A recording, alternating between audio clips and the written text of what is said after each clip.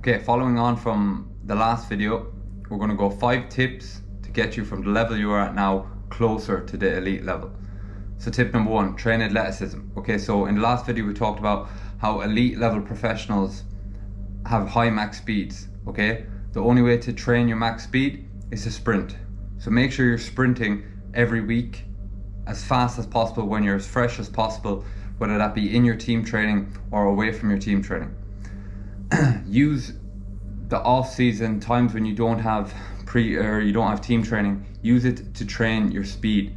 Don't use it to slog yourself with fitness. Okay, use it to train your speed and get faster. Okay? Improve your body composition, and this will in turn improve your speed. Okay, because fat mass doesn't help when it comes to maximum velocity. Okay, so we want to improve our muscle mass and reduce our fat mass.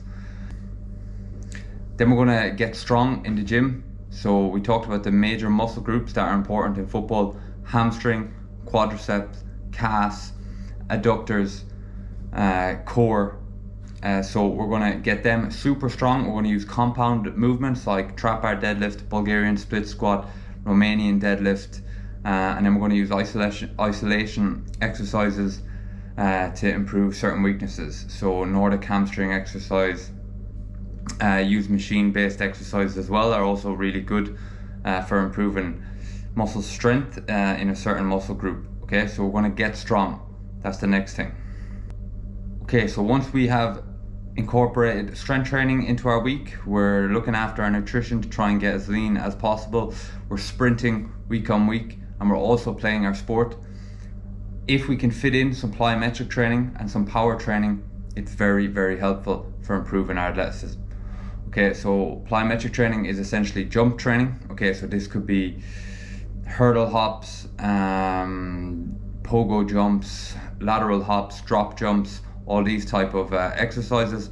Power training is your exercises like hang clean, explosive back squats, so not super heavy but a little bit lighter, but you move the bar as fast as possible. Jump squats, all these type of movements that are not super fast, but they're faster than a heavy strength movement. So you need to incorporate power training and you need to incorporate plyometric training as soon as your body is ready. But you can't incorporate these types of training until you have completed a block of maximum strength work and until you have managed your weekly load so that you know you will be able to recover if you add this in. Tip is to find the highest level you can play at and then play at that level. Okay, so if that means you have to move club, okay, you need to do it if your aim is to progress and become a professional. Now that doesn't mean that you move every 2-3 months or you move every season. Okay, you just need to make sure that you are making steady progress in the levels that you are playing at. No one ever goes from the 9th division to the top division. Okay, usually there's a progression. You will see the stories of Jamie Vardy, how he went from non-league up to the Premier League. But if you actually look at his story, he went from non-league, then he went to Fleetwood, who I think were in League 2 or maybe the Conference, and then he moved up to Leicester, who were in the Championship, and then into the Premiership. So it's not like he went from the 9th tier of English football straight into the Premier League. It's not how it works. So you need to improve the levels gradually. So if you're playing in the 5th division in your country now, can you try and get to the 4th division, maybe the 3rd division? Can you play a season there? Then can you improve and get up to a 2nd division or a 1st division, either in your country or somewhere else. The third tip is invest in yourself. Okay, so usually players who are trying to improve up the levels are playing in lower level, lower resources clubs, so they might not have a strength and conditioning coach, they might not have a physio, they might not have nutritionists, they might not have video analysis. So you need to educate yourself so that you're making the best decisions around your training. Okay, so a lot of times you'll just be in a training environment where it will just be your football training is looked after, and a lot of times the coaches don't understand the load management side of things. So you need to, like I said, make sure you have a good strength and conditioning program that's tailored around the things we talked about. Make sure you're sprinting every week, maximum sprinting. So have you got a way to measure this? Are you wearing a GPS device? If your club doesn't provide one, you can go and buy one yourself. They're a little bit expensive, but it's an investment in yourself. And then you need to educate yourself around the data that you collect. Okay, so how do you use that data, and how do you match that data to the professionals' data, like we talked about?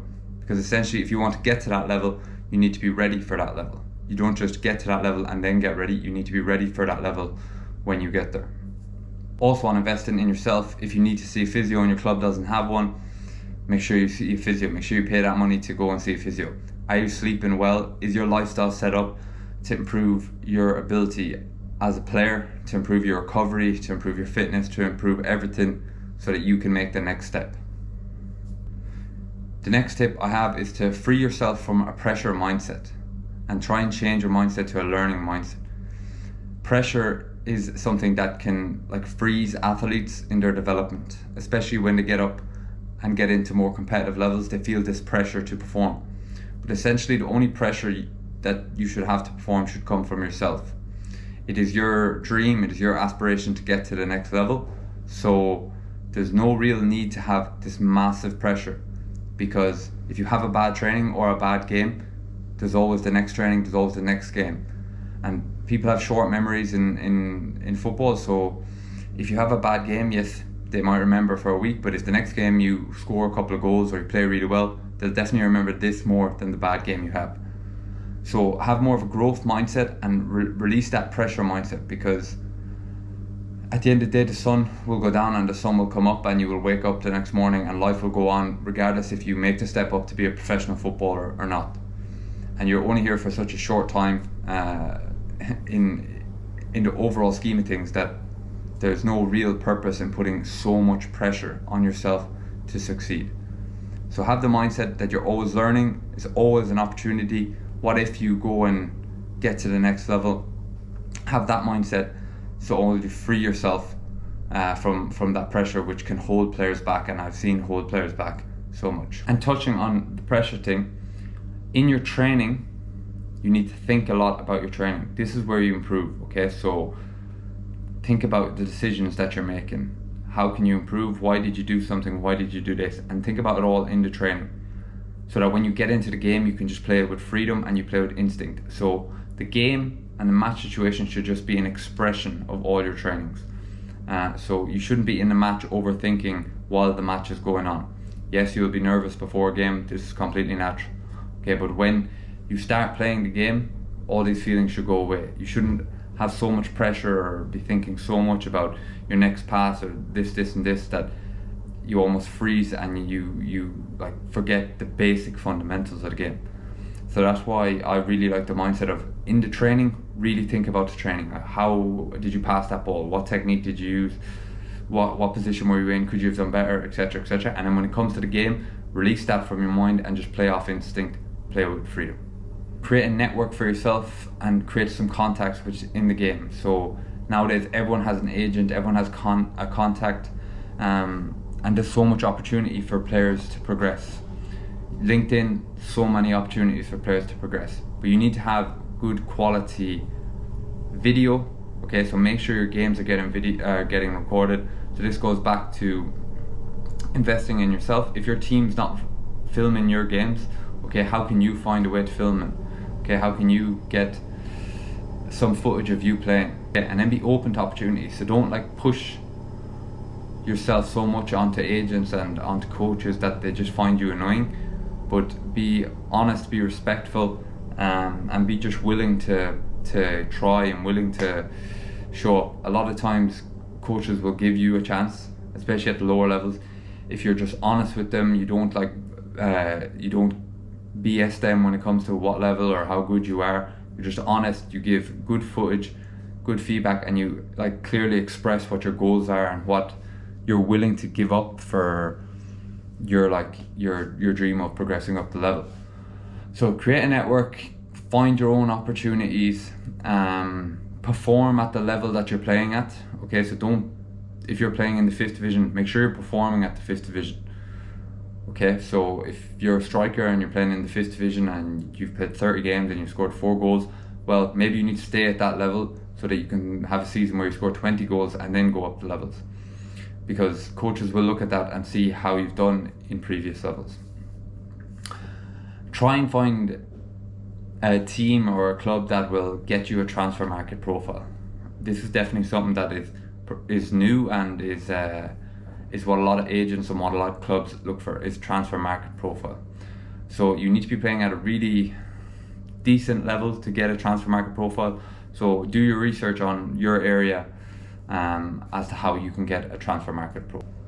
So there, guys, are my main tips as to how you can progress from the level that you are now to the next level that you want to get. It is very, very hard to get to the top level in football, but there's definitely ways where you can progress up the ranks and step by step get closer to that level. And the closer you get to the level, the more chance you have getting to the level. So if you're, like I said, in a 5th division club now, get to the 4th division. And when you get to the 4th division, try and get to the 3rd division. Step by step. Don't look too far ahead. Look more so at your short-term and medium-term goals. Your long-term goal is your dream, it's your ambition, okay? But your path will change as you go along and as you find your way in this journey. Okay, so quick recap: train athletically, find the highest level you can play at, invest in yourself, free yourself from the pressure mindset and have a learning mindset, and use your network and contacts to find opportunities. Thanks for watching, and like and subscribe if you found this helpful.